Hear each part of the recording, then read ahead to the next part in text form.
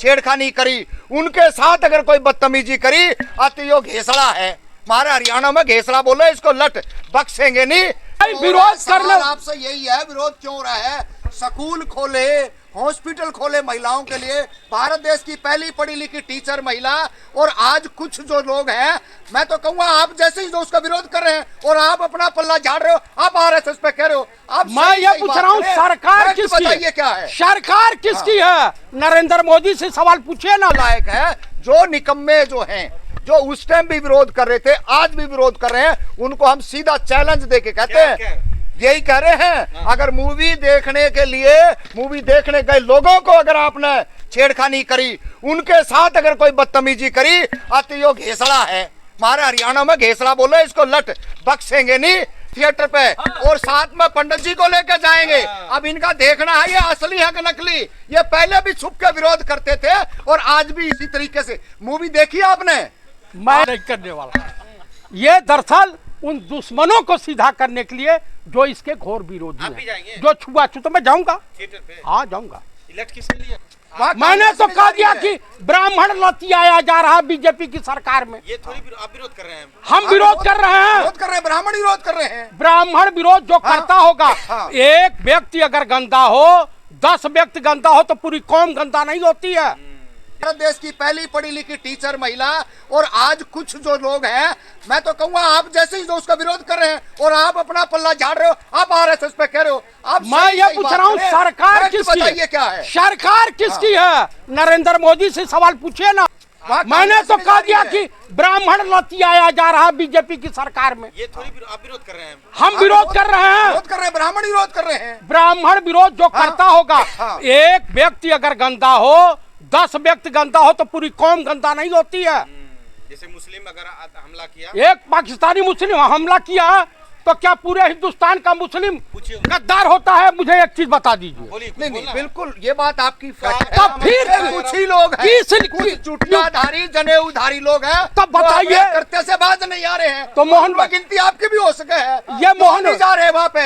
आप जाइए थिएटर पे, बाहर खड़े होइए और लट लेके बढ़िए टांगड़ी उनकी, और उनको इस बात का कहिए विरोध नहीं करेगा। भारत देश की पहली पढ़ी लिखी टीचर महिला, उसका विरोध करना, और आप साथ क्यों नहीं खड़े होते? मैं ये पूछ रहा हूँ कि मैं भारतीय संविधान के साथ हूँ, मैं कानून के दायरे में रह के काम करता हूँ, मैं क्रिमिनल नहीं हूँ, आतंकवादी नहीं हूँ। इससे सरकार निपटे, फोर्स तनख्वाह लेती है, प्रधानमंत्री और गृह मंत्री सैलरी लेते हैं, सुरक्षा व्यवस्था लेते हैं।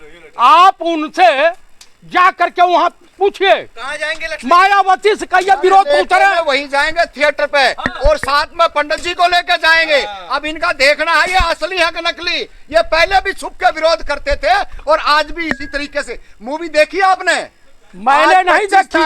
अरे भाई मुझे कोई भी पिक्चर देखे 2500 साल हो गया, मैं सिनेमा देखता ही नहीं। लट ले गए इनको सीधा करने के लिए, जो मूवी का विरोध कर रहे हैं आप उसको सीधा करेंगे। आप भारत देश की आधी आबादी का विरोध करने वाले जो देश में है, मोहन भागवत का विरोध कीजिए, लोग नरेंद्र मोदी का नहीं करने वाला। ये दरअसल उन दुश्मनों को सीधा करने के लिए जो इसके घोर विरोधी हैं, जो छुआछूत। मैं जाऊंगा थिएटर पे, हाँ जाऊंगा। इलेक्ट किसके लिए? नहीं, लट तो उन्हीं के लिए है जो लगातार इस देश के अंदर जो अछूतों का, जो बहुजनों का विरोध करते हुए आ रहे थे, उनके लिए है। और मूवी जो आज इतनी अच्छी मूवी आई है, जो हिंदी भाषा में है और तमाम भारत देश के लोगों को देखनी चाहिए। रोल करने वाले तो ब्राह्मण है, जो रोल किया है ब्राह्मण है, जो एक्टिंग किया है, जो एक्टिंग किया ब्राह्मण है ना, तो उसी का ब्राह्मण विरोध क्यों कर रहे हैं? उसने क्या कहा है?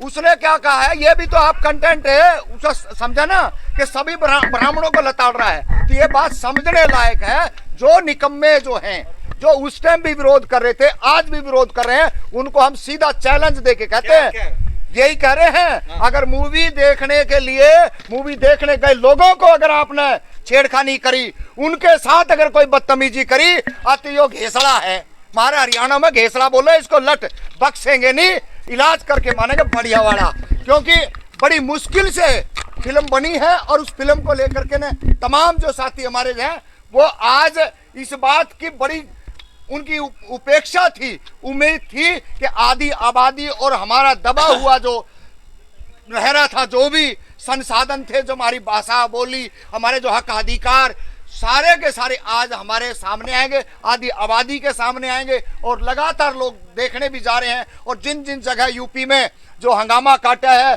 जो आप जैसे यूट्यूबर साथी गए हैं, उनका जो विरोध किया, उन नालायकों को भी हम कहना चाहते हैं, इस मूवी को देखने के लिए कोई ना रोके। और केंद्र सरकार, राज्य सरकारों से भी कहना चाह रहे हैं, अगर शर्म और लज्जा बची है, अरे आप कैसी कैसी नंगी फिल्मों को आप सिनेमा हॉल थिएटरों पे दिखाते हो और वहां पे कोई रोकने वाला नहीं है। हाँ सुनाइए। सिनेमा हॉलों पे जो इंटरव्यू रिन्यू लेने जा रहे हैं रिपोर्टर, उनको पीटा जा रहा है। क्यों पीटा जा रहा है? तो इसीलिए बता रहा ना, उनकी हकीकत, जो जिन्होंने इतने गलत काम जो किए थे, जो महिलाओं के प्रति गोबर मारना और उनके ऊपर गंद फेंकना, अपमानित शब्द से वो करना, उनके लिए आज उनका पूरे का पूरा पर्दाफाश हो रहा है।